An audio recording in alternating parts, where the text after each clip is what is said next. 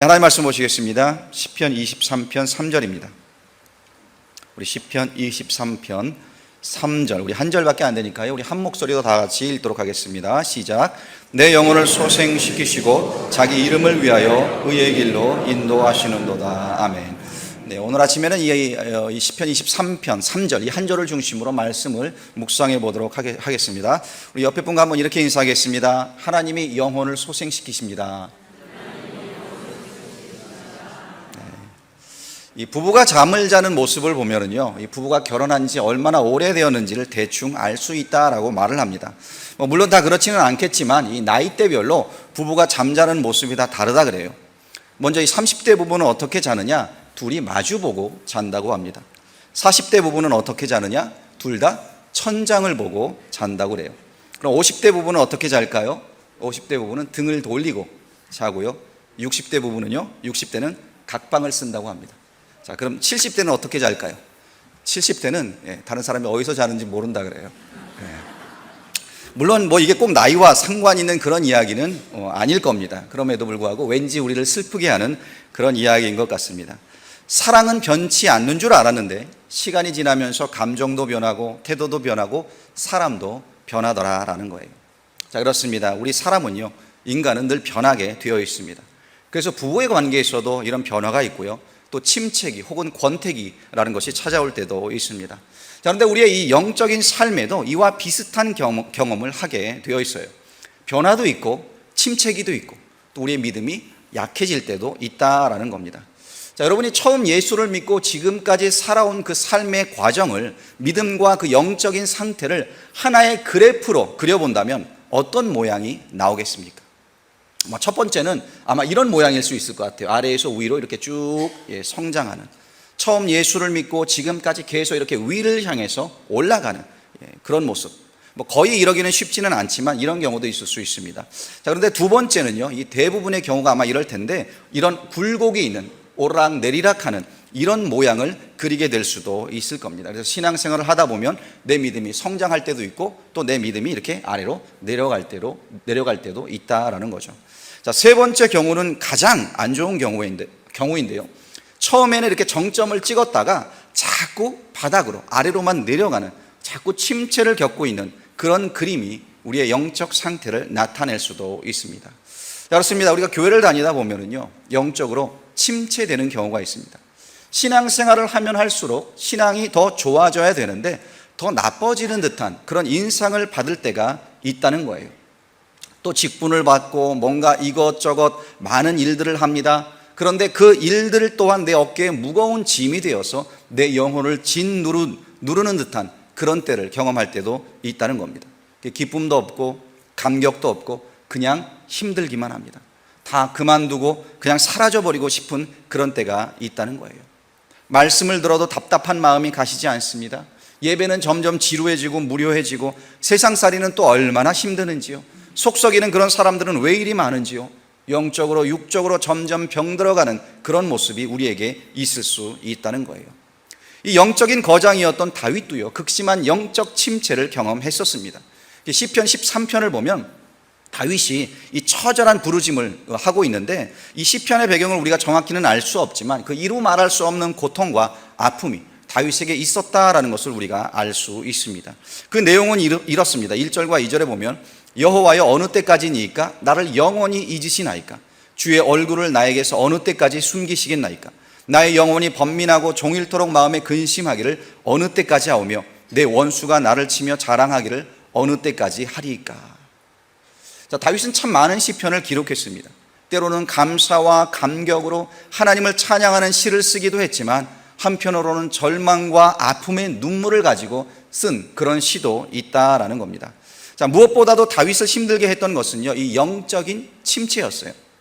자꾸 자신이 나락으로 떨어지고 또 침체의 늪에 빠져든다는 그런 생각이 들 때가 영적으로 가장 힘들었던 때였다라는 겁니다. 오히려 이 환경이, 외적 환경이 사망의 음침한 골짜기를 지나는 듯한 그런 환경일 때는 주님이 함께 하심과 또 주의 지팡이가 막대기가 나를 인도하시는 그런 경험을 했는데, 그런데 내적으로 영적으로 힘들고 무너져 내리고 영적 침체가 몰려올 때는 하나님이 멀리 있는 것 같고 또 절망과 허무함을 경험할 때도 있었다라는 겁니다. 그래서 오늘 본문인 이 시편 23편 3절 말씀은요, 다윗이 인생 속에서 깊은 그런 영적인 침체를 경험했을 때 그때를 떠올리면서 그 순간 자신을 인도하신 하나님의 은혜를 감사하며 기록한 글인 거예요. 그래서 하나님께서 내 영혼을 소생시키시고 자기 이름을 위하여 의의 길로 나를 인도하셨다라는 고백, 내 영혼을 소생시키셨다, 내 영혼을 살리셨다라고 고백하고 있는 겁니다. 자, 여기 이 소생시켰다라는 이 말은요, 히브리어로 슈브라는 말입니다. 슈.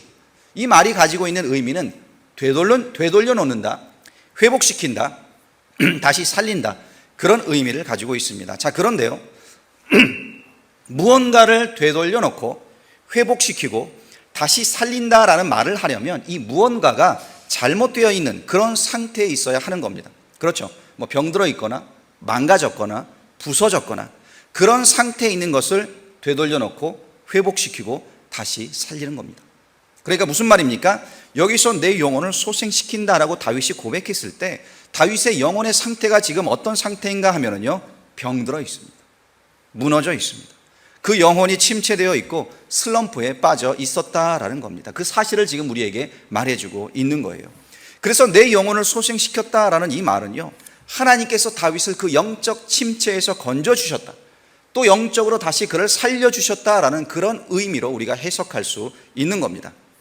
자, 그러면 왜 우리에게 이런 영적인 침체가 찾아오는 걸까요?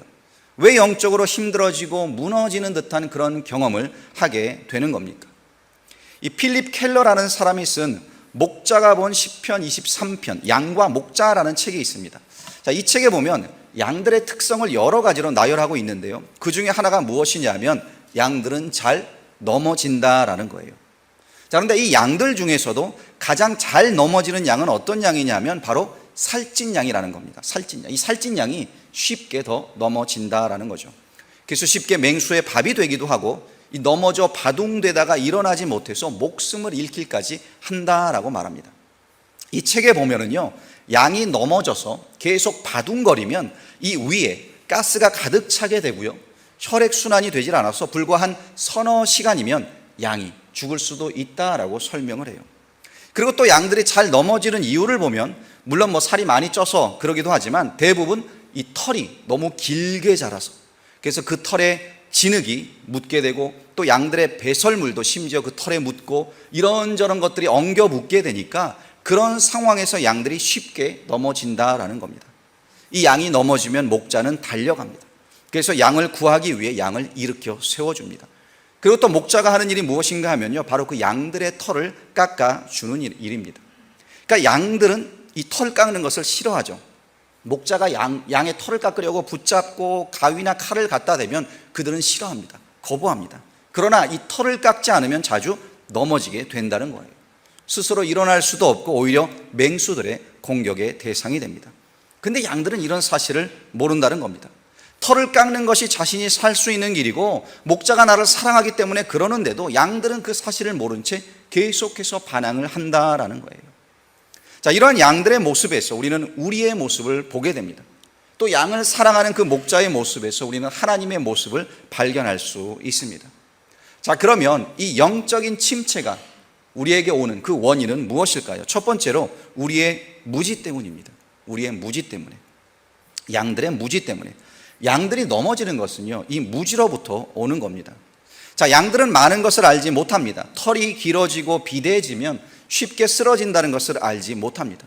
또 털을 깎지 않으면 죽을 수도 있다라는 사실을 알지 못한다는 거예요. 목자가 양의 털을 깎아주려는 것은 양의 생명을 구하기 위해서인데 이런 목자의 사랑도 양은 잘 알지 못한다는 겁니다. 이렇게 무지하고 스스로 털을 깎을 수 없는 그 양에게 목자는 양이 살 수 있도록 털을 깎아주고 생명을 지켜줍니다. 근데 이것을 모르는 양들은 어떻게 반응합니까? 아프다고 소리를 칩니다. 귀찮다고 도망을 갑니다. 왜 나를 괴롭히냐고 짜증을 냅니다. 근데 우리 인간도 다르지 않다는 거예요. 우리가 영적으로 침체되는 가장 큰 원인이 바로 이 무지함 때문이다라는 겁니다. 다윗이요, 영적으로 침체되었을 때 이 시편 13편의 고백을 했다라고 아까 말씀을 드렸는데, 그가 했던 그 고백을 가만히 보면은요, 다윗이 이렇게 말을 하고 있는 거예요. 하나님, 왜 나에게 숨으셨습니까? 왜 나에게 이 고통을 주십니까? 이 고통을 보고만 계십니까? 원수들이 잘 나가는 것을 언제까지 내가 지켜봐야만 합니까? 라고 소리를 쳤다는 겁니다. 자, 그러나 다윗이요, 이 영적으로 침체한 원인은 그가 겪었던 그런 고통스러운 환경 때문에 오는 것이 아니었다라는 거예요. 그 원인은 무지 때문이었습니다. 무지함 때문에, 하나님이 어떤 분이신지 몰랐기 때문에 자신에게 임한 그 고통을 이해할 수가 없었고 또 견딜 수가 없었던 거죠. 자, 이때까지만 해도 다윗은요, 하나님은 믿는 자에게 복을 내려주시는 분이다라고, 또 하나님은 악인에게 벌을 주는 하나님이다라고 그렇게만 생각을 했던 겁니다. 자, 우리도 마찬가지입니다. 우리가 하나님을 믿는다고 하지만 지성이면 감천이다라는 생각을 가지고 신앙생활을 합니다.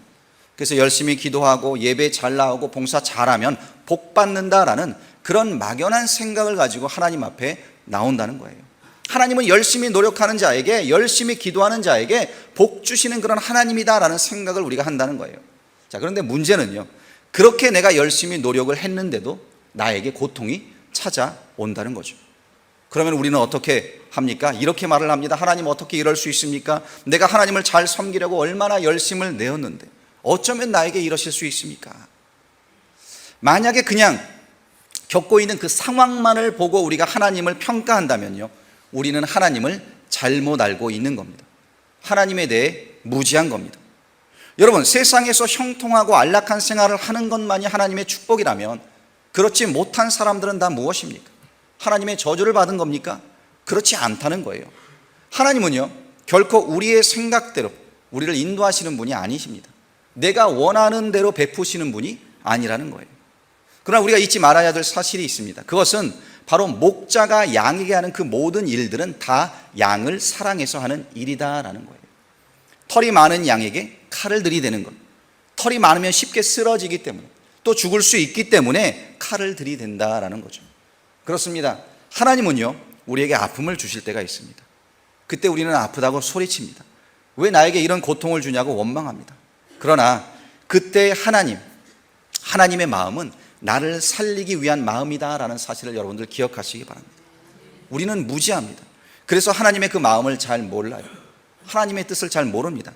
그래서 호세아서에 보면은요, 이런 말씀이 나오고 있어요. 호세아서 6장 1절에서 3절인데요. 오라, 우리가 여호와께로 돌아가자. 여호와께서 우리를 찢으셨으나 도로 낫게 하실 것이요, 우리를 치셨으나 싸매어 주실 것입니다. 여호와께서 이틀 후에 우리를 살리시며 셋째 날에 우리를 일으키시리니 우리가 그의 앞에서 살리라. 그러므로 우리가 여호와를 알자. 힘써 여호와를 알자. 그의 나타나심은 새벽빛같이 어김없나니 비와 같이 땅을 적시는 늦은 비와 같이 우리에게 임하시리라 하니라.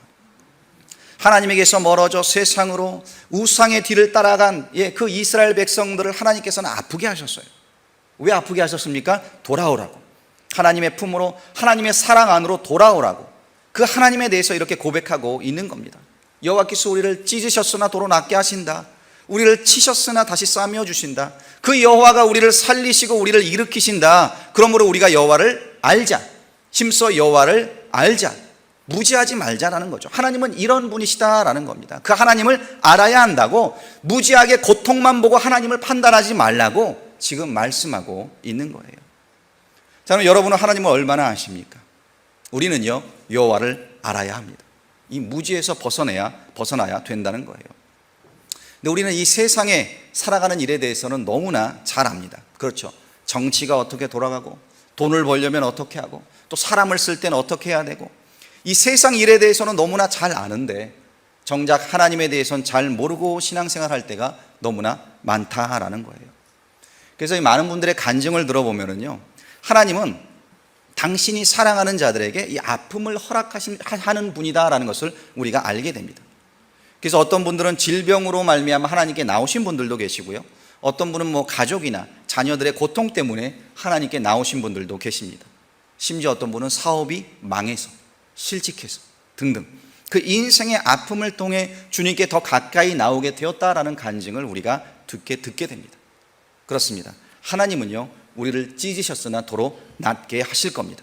우리를 치셨으나 싸매어 주신다는 거예요.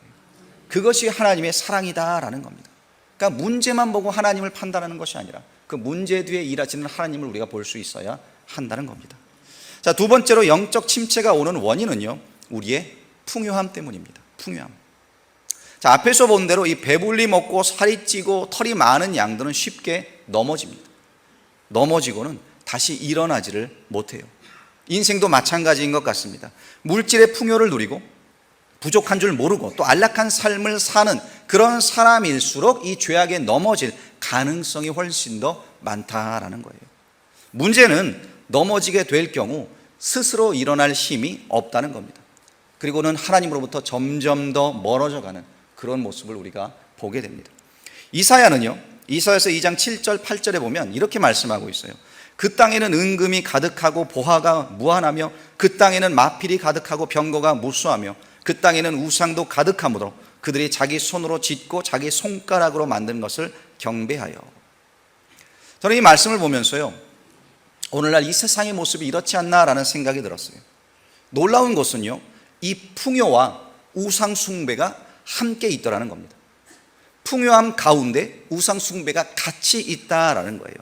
사실 이 물질의 풍요가 가지고 있는 속성이 바로 이것입니다. 사람을 우상 숭배자로 만들어 버린다는 겁니다. 그래서 마태복음 6장 24절에서도 예수님께서 한 사람이 두 주인을 섬기지 못할 것이니 혹 이를 미워하고 저를 사랑하거나 혹 이를 중히 여기고 저를 경히 여깁니다. 너희가 하나님과 재물을 겸하여 섬기지 못하느니라 라는 말씀을 주셨습니다. 왜 이 말씀을 주셨습니까? 왜 하나님과 재물을 겸하여 섬기지 못한다라는 이 말씀을 주신 겁니까? 그 이유는요, 재물은 우리의 마음을 빼앗아가는 그런 속성이 있기 때문에 그렇습니다. 하나님을 사랑하고 하나님을 의지하고 하나님을 향해 하는 이 우리의 마음, 우리의 인생이 재물과 풍요함을 마음에 품는 순간 그 모든 마음이 이 재물에게 다 뺏겨버리게 된다는 거예요. 그렇게 풍요함이 하나님이 계셔야 할 자리, 우리 마음의 자리를 빼앗아 버리고 그 자리를 차지해 버리기 때문에 하나님과 재물을 겸하여 섬길 수 없다라고 예수님께서 말씀하신 겁니다. 사실 오늘 이 자라고 있는 아이들을 보면은요, 한편으로 걱정이 될 때가 있습니다. 왜냐하면 너무나 요즘 아이들은 이 부족함을 모르고 산다는 거예요. 물론 많은 분들이 힘들고 어려운 시대를 살아오셨기 때문에 자녀들에게만큼은 그런 어려움을 물려주고 싶지 않은 마음이 사실 우리 모든 한국 사람들의 마음 가운데는 있습니다. 그 마음이 우리 부모님들의 마음이죠. 그러나 과연 우리의 자녀들에게 무엇을 물려주어야 하겠습니까? 물질의 풍요입니까? 아니면 믿음을 물려주어야 하겠습니까? 아니면 둘 다입니까? 둘 중에 하나만 선택해야 한다면 여러분은 무엇을 선택하시겠습니까? 믿음입니까? 재물입니까? 여러분, 풍요함으로 자녀를 양육하지 마시기 바랍니다. 너무 아이가 해달라는 거 다 해주는 거 안 좋은 거예요. 또 부모가 해주고 싶다고 다 해주는 거 그것도 될 수 있으면 하지 마시기 바랍니다. 우리가 기도원에서 수련회나 어떤 이 주일학교 캠프 이런 행사가 한번 끝나면요, 그 기도원에 아이들이 두고 간 옷, 신발, 축구화, 잠바, 심지어 성경책, 새 성경책 등등 많은 이런 이제 분실물들이 나오게 되는데요. 문제는 찾아가라는 광고를 해도 찾아가지를 않는다는 거예요. 어차피 잃어버려도 새로 사면 되니까. 엄마 아빠가 새 것으로 또 사주실 텐데. 심지어 최신형이 아니면 안 되잖아요. 그렇게 가진 물건, 자신이 가진 물건에 대한 소중함을 모르고요, 자신이 누리고 있는 복에 대한 감사도 없고요, 내가 심지어 먹고 있는 이 음식이 얼마나 귀한지도 모르는 그런 모습으로 우리 아이들을 키워서는 안 된다는 겁니다. 소유에 대한 감사, 하나님에 대한 감사, 거저 얻어지는 것이 아니라는 것을 사실 배워야 한다는 거죠. 그저 아이들에게 풍요함만 채워주고 풍요함만 공급해 주는 것은요, 우리 아이들을 병들게 하는 겁니다. 부족할 수 있다는 것을 알아야 합니다. 안 되는 것도 있다는 것을 아이들이 배워야 한다는 거예요. 그래서 프랑스의 철학자인 장자크 루소라는 사람이 있는데, 이 사람이 이런 이야기를 했습니다. 가난한 집 아이들과 부잣집 아이들 중에 누구를 가르치겠냐고 묻는다면 나는 조금도 망설임 없이 부잣집 아이들을 가르치겠다고 말할 것이다. 자, 왜냐하면 가난한 집 아이들은 가난이 가르쳐 준 것이 너무 많기 때문이다. 사실 가난한 아이들이 더 많이 배운다는 겁니다. 잠언 기자 아굴은요, 또 이렇게 말을 합니다. 잠언 30장 8절 9절에서 나를 가난하게도 마옵시고 부하게도 마옵시고 오직 필요한 양식으로 나를 먹이시옵소서. 혹 내가 배불러서 하나님을 모른다, 여호와가 누구냐 할까 하오며 혹 내가 가난하여 도둑질하고 내 하나님의 이름을 욕되게 할까 두려워함이니이다. 자, 이 말씀이 주는 의미가 무엇입니까? 사람이요, 배가 부르면 하나님을 잊어버리게 된다는 거예요. 배가 부르면 하나님을 잊어버립니다. 그래서 우리나라의 기독교 역사만 봐도 그렇지 않습니까? 우리나라 기독교가 성장했던 시기가 언제입니까? 사실 어려웠을 때예요. 배고플 때였습니다. 근데 배부르고 등 따시고 경제적으로 세계 10대 경제 그런 대국에 들었다라고 우리가 자랑하지만, 그럼에도 교회는 침체기에 들어가고 성도의 수는 줄어들어가고, 그렇게 기독교의 힘이 점점점 약해지는 그런 현상을 우리가 보게 된다는 거예요. 왜요? 재물이 하나님의 자리를 이미 차지하고 있기 때문에, 재물이 우상이 되어버렸기 때문에 그렇습니다. 어쩌면 이 풍부함과 가난함은요, 내가 어떻게 할 수 없는 그런 문제일 수도 있습니다. 하지만 어떤 상황에서든지 하나님을 의지하면서 사는 일, 그 일만큼은 내가 결정할 수 있다는 거예요. 나는 하나님을 의지하며 살겠다. 하나님을 떠나 살 것인지 하나님을 의지하며 살 것인지, 그것은 나의 의지로 결정해야 되는 문제라는 겁니다. 자, 그럼 여러분은 어떠십니까? 기억하시기 바랍니다. 풍요함만을 추구하고 그 풍요함만을 의지한다면 영적인 침체에 빠지게 됩니다. 왜입니까? 풍요함이 하나님을 대신하기 때문에 그렇다는 거예요. 하나님의 자리를 차지합니다. 여러분, 재물이 필요합니다. 그러나 이 재물만을 갈망하며 풍요만을 의지하는 그런 삶은 살지 마시기를 부탁드립니다. 오히려 하나님을 더 갈망하시고 하나님을 더 의지하시는 그런 삶을 사실 수 있기를 축원드립니다. 사실 그렇습니다. 이 풍요함도요, 가난함도 둘 다 영원하지 않습니다. 영원한 것은 오직 주님만이 영원합니다. 주의 말씀만이 영원한 것입니다. 그 주님을 위해서 우리가 살아갈 때 그 인생 또한 영원한 인생이 될 줄로 믿습니다. 이 풍요함을 의지하며 평생을 살았던 솔로몬이 마지막 했던 고백은 이것이었죠. 헛되니 모든 것이 헛되도다. 인생 자체가 헛된 것이 아니라 헛되게 그런 인생을 그가 살았다는 거예요. 그렇습니다. 주님을 의지하고 사는 인생은요, 결코 헛되지 않은 줄로 믿습니다. 풍요함은 있는데 하나님은 없는 것 같고, 영적으로 지치고 힘든 것만 지금 나에게 있다면, 그렇다면 여러분, 지금 내 자신이 이 풍요함을 의지하고 있지 않은지는 한번 돌아보셔야 한다는 거예요. 그렇다면 하나님을 의지하는 믿음의 자리로 나아가시기를 간절히 부탁드립니다. 자, 그러면 어떻게 이 영적 침체로부터 우리가 벗어날 수 있을까요? 자, 세 번째로 영적 침체로부터 벗어나는 길은 하나님의 말씀에 있습니다. 하나님의 말씀, 오직 하나님의 말씀을 통해서 영적 침체에서 벗어날 수 있는 겁니다. 말씀을 통해 하나님의 음성을 들을 수 있어야 하는 거예요. 이 양이 길을 잃었을 때요, 이 목자에게 멀어졌을 때 목자는 양의 이름을 부르면서 양을 찾고 있다라는 사실이에요. 양은요, 스스로 길을 찾을 수 없습니다. 물론 시력도 나쁘지만 어디로 가야 하는지 그 방향 감각조차도 무딘 게 양입니다. 그래서 자신을 찾고 있는 이 목자의 소리에 귀를 기울여야 하는 거예요. 목자의 음성을 듣지 않고는 영영 길을 찾을 수 없게 된다는 거죠. 그렇습니다. 우리가 영적인 침체에서 벗어나는 길도 마찬가지입니다. 하나님의 말씀에 귀를 기울여야 한다는 겁니다. 그래서 우리가 영적인 침체를 경험할 때요, 물론 우리의 고통을 하나님께 호소하는 것 중요합니다. 그러나 그것보다 더 중요한 것이 무엇인가 하면 바로 하나님의 말씀에 귀를 기울이는 것이 중요하다라는 겁니다. 그래서 여러분, 항상 하나님의 말씀 앞으로 나아가시기를 바랍니다. 나를 향한 그 하나님의 말씀에 귀를 기울여야 하는 겁니다. 내 스스로의 힘으로는요, 어떻게 보면 우리가 하나님께 나아갈 수 없습니다. 하나님의 음성을 들어야지만 하나님께로 나아가는 그 길을 우리가 발견할 수 있는 거예요. 그래서 참 감사한 것은요, 하나님께서는 항상 말씀으로 우리를 찾아와 주신다는 겁니다. 독생자 예수가 이 땅에 오신 것도 말씀이신 하나님께서 육신을 입고 찾아오신 겁니다. 임마누엘이 되셔서 우리와 함께 하신다는 그 약속 또한 말씀이 육신이 되어 이 땅에 오신 예수님의 임재가 우리와 함께 한다라는 그런 약속입니다.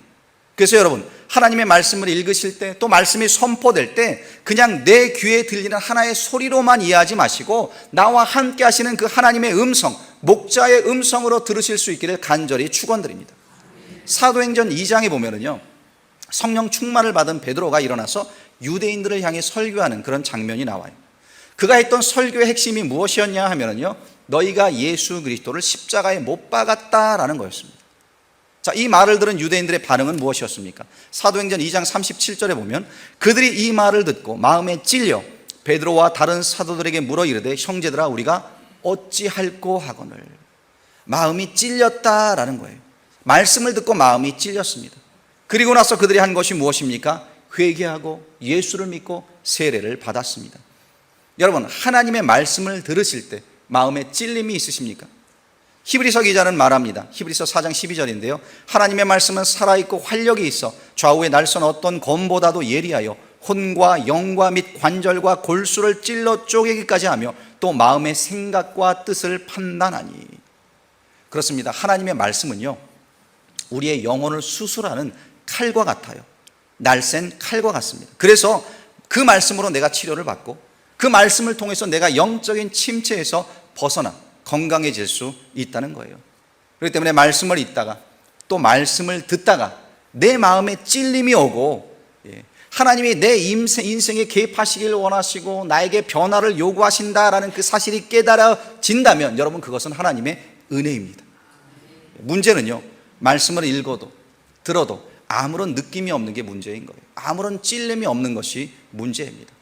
또 때로는 말씀이 나를 찔렀는데도 불구하고 내가 아무런 반응을 하지 않는 것 또한 문제가 됩니다. 회개도 없습니다. 돌이킴도 없습니다. 순종도 없고 변화도 없습니다. 말씀 앞에서 아무런 반응이 없는 것이 문제라는 겁니다. 여러분, 기억하시기 바랍니다. 영적 침체에서 벗어나 영적 부흥을 이루는 것, 그것은 말씀으로 내가 새롭게 되고 말씀으로 내가 회개하며 말씀을 통해 주님 앞에 나아가는 바로 거기에 있다라는 거예요. 교회도 마찬가지입니다. 코로나 사태 이후에 많은 교회들이 이 영적인 침체기를 걷고 있다라고 말을 합니다. 그러면 이 교회의 부흥은 어떻게 일어나는 겁니까? 말씀의 찔림을 받은 성도들이 눈물로 회개할 때, 말씀의 찔림을 받고 하나님 앞에 순종으로 반응할 때, 그리할 때 교회가 새롭게 되고요, 부흥이 일어나는 줄로 믿습니다. 자, 오늘 말씀에서 다윗은 또 왜 자신의 영혼이 소생을 받았는지, 왜 회복을 받았는지 하나님의 목적이 있었다라는 것을 고백하고 있습니다. 하나님이 왜 다윗의 영혼을 그 침체로부터 벗어나게 하셨을까요? 그 이유는요, 이 본문 후반절에 보시면 자기 이름을 위하여 의의 길로 인도하시기 위함이다 라고 고백을 하고 있어요. 여기서 말하는 의의 길이란 생명의 길입니다. 옳은 길입니다. 하나님과 동행하는 길입니다. 하지만 그 길은요, 쉬운 길은 아니에요. 목자와 함께 가지 않는다면, 목자가 나를 인도하지 않는다면 갈 수 없는 그런 길입니다. 그래서 하나님께서는 예수 그리스도를 통해 전혀 의로운 것이 없는 우리지만 그럼에도 불구하고 예수 그리스도의 피로 우리를 의롭게 여겨주셨어요. 그리고는 우리와 함께 하시며 우리로 하여금 그 길을 걷게 하셨다는 겁니다. 그래서 여러분, 우리는 주님과 함께 이제 이 의의 길, 생명의 길을 걸어가야 합니다. 이것이 하나님께서 우리를 소생시키시는 이유입니다. 하나님의 이름을 위해 살아가도록 그 생명의 길을 걸으라고 우리의 영혼을 소생시키셨다는 거예요. 여러분, 인생길을 가다가 길을 잃으셨습니까? 어디로 가야 할지 그 길을 잘 모르시겠습니까? 길을 가다가 구덩이에 빠져서 허우적거리고 계십니까? 영적 침체의 길을 걷고 계십니까? 그렇다면 우리의 목자 되신 주님의 음성을 들으시기를 바랍니다.